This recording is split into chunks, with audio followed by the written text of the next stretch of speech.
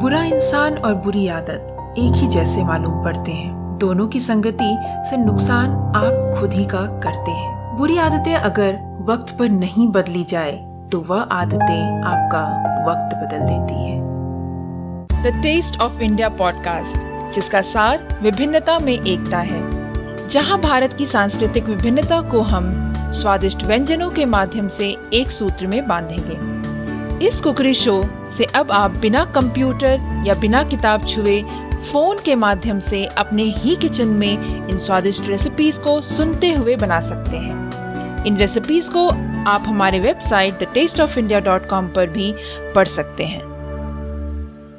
नमस्कार, the taste of India podcast के इस नए एपिसोड में मैं पूजा और मैं दिलीप आप सबका हार्दिक स्वागत करते हैं। एक व्यक्ति नदी किनारे अपने दोस्तों के साथ बैठा हुआ था। तभी उसे नदी में एक कंबल बहता हुआ दिखाई दिया। उसने आओ देखा न ताओ कंबल को पकड़ने के लिए नदी में छलांग लगा दी और कंबल को पकड़ लिया। थोड़ी ही देर में उसे लगा कि कंबल ने उसे पकड़ लिया है और अपने साथ बहाकर ले जा रहा है।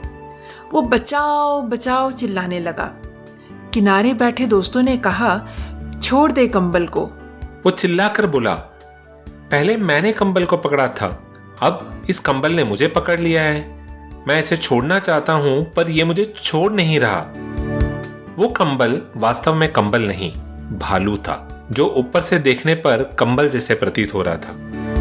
दरअसल उस भालू ने उस व्यक्ति को जकड़ लिया था और अपने साथ पानी में खींचकर ले जा रहा था। दोस्तों, ठीक ऐसे ही हमारी बुरी आदतें होती है। पहले हम बुरी आदतों को पकड़ते हैं, फिर वो हमको पकड़ लेती है और अपने साथ बहाकर ले जाती है। हम चाहकर भी उनसे अपना पीछा छुड़ा नहीं पाते। कहते हैं कि कोई भी बुरी आदत छोड़ने के लिए 42 दिन तक अभ्यास करना पड़ता है और कोई भी अच्छी आदत अपनाने के लिए 21 दिन तक अभ्यास करना होता है। इसीलिए अच्छा हो कि जब आदत ही बनानी है तो क्यों ना अच्छी आदतों को अपनाई जाए और 21 दिन में अच्छी आदतें अपना लिया जाए, है ना? बिल्कुल सही कहा दिलीप आपने। तो दोस्तों, इस बात को हमेशा याद रखिए, बुरी आदतें आपको बहुत ज्यादा नुकसान पहुंचा सकती है। इनफैक्ट इतना नुकसान पहुंचा सकती है कि आपने उसके बारे में सोचा भी नहीं होगा। वहीं अच्छी आदतें आपको इतना फायदा दे सकता है कि आपने सोचा भी नहीं होगा। तो अच्छी आदतों को अपनाएं और बुरी आदतों को छोड़ें। तो इसी बात पर बढ़ चलते हैं हमारे अगले पड़ाव पर, जो है हमारी रेसिपी, और देखते हैं हम क्या बनाने वाले हैं। तो दिलीप, आज हम बनाने वाले हैं सूजी का हलवा। सूजी का हलवा, मुंह में पानी आ गया। तो चलो बनाते हैं और खाते हैं। तो सूजी का हलवा बनाने के लिए हमें किन किन चीज़ों की आवश्यकता होगी, ये आप फटाफट से लिख लीजिए। सूजी का हलवा बनाने के लिए हमें चाहिए होंगे आधा कप सूजी, आधा कप घी, आधा कप शुगर यानी कि चीनी। उसके अलावा हमें नट्स चाहिए होंगे। नट्स में मैंने यहाँ पर लिया है 10 से 12 काजू, जिसे मैंने चॉप कर लिया है। 10 से 12 बादाम लिया है, जिसे बिल्कुल थिनली चॉप कर लेंगे। 12 से 15 तकरीबन हम लेंगे यहाँ पर काला वाला किशमिश जो होता है। 12 से 15 जो पीले कलर वाला किशमिश होता है वो ले लेंगे। और 12 से 15 हम जो है लेंगे पिस्ता, जिसको हम फाइनली चॉप कर लेंगे। उसके अलावा हमें चाहिए होंगे 2 कप पानी। So quick look at the ingredients for सूजी का हलवा. We'll need half cup सूजी और semolina, half cup ghee, half cup sugar, 10 to 12 cashew nuts chopped, 10 to 12 almonds thinly chopped, 12 to 15 black raisins, 12 to 15 normal raisins, 12 to 15 pista finely chopped and 2 cups of water. तो आइए देखते हैं कि इस recipe को बनाते कैसे हैं। इस रेसिपी को बनाने के लिए हमें सबसे पहले एक कढ़ाई में घी गरम करना है मीडियम आंच पर, और उसके बाद जब हम देखेंगे कि घी गरम हो गया है तब हम उसमें डालेंगे काजू कटा हुआ और बादाम कटा हुआ, और इन दोनों चीज़ों को हमें फ्राई करना है घी में गोल्डन ब्राउन होने तक। जब ये फ्राई हो जाए तो काजू और बादाम को हम एक प्लेट में निकाल कर अलग रख लेंगे। और उसके बाद हमने जो आपको बताया कि हमें 2 टाइप के किशमिश यूज़ करने हैं, यहाँ पर हम वो 2 टाइप के किशमिश इसमें डालेंगे और उसे हम पल्पी होने तक फ्राई करेंगे। और फिर इन दोनों किशमिश को हम बाहर निकाल लेंगे। उसके बाद उसी सेम घी में, सेम कढ़ाई में हमें डालना है सूजी, और डालने के बाद तकरीबन 10 से 12 मिनट तक गोल्डन ब्राउन होने तक इसे चलाना है। इसे हमें लगातार चलाते रहना है ताकि ये नीचे से जो है जले ना। और जब आप देखेंगे कि सूजी बहुत अच्छे तरीके से फ्राई हो गया है, तब हम इसमें डालेंगे पानी, और पानी डालने के बाद इसे अच्छे से मिक्स कर लेंगे और इसे हम तकरीबन 3 से 4 मिनट तक लो आंच पर पकाएंगे। हम इसे तब तक पकाएंगे जब तक कि पानी जो है पूरा एब्जॉर्ब ना हो जाए। और जब हम देखेंगे कि पानी पूरा एब्जॉर्ब हो गया है और सूजी थोड़ा सॉफ्ट हो गया है, तब हम डालेंगे यहाँ पर चीनी। और चीनी के डालने के बाद जो हमें क्या करना है कि 3 से 4 मिनट तक हम इसे फिर से पकाएंगे जब तक कि हमारा जो चीनी है वो घुल ना जाए इसके अंदर। और आप देखेंगे कि हलवा जो है स्लाइटली ब्राउन कलर होने लग जाएगा, तो आप समझ जाए कि आपका हलवा तैयार हो चुका है। जैसे ही आप देखेंगे कि हलवा तैयार हो चुका है, आप इस पैन को जो है आंच पर से उतार दें और साइड रखें।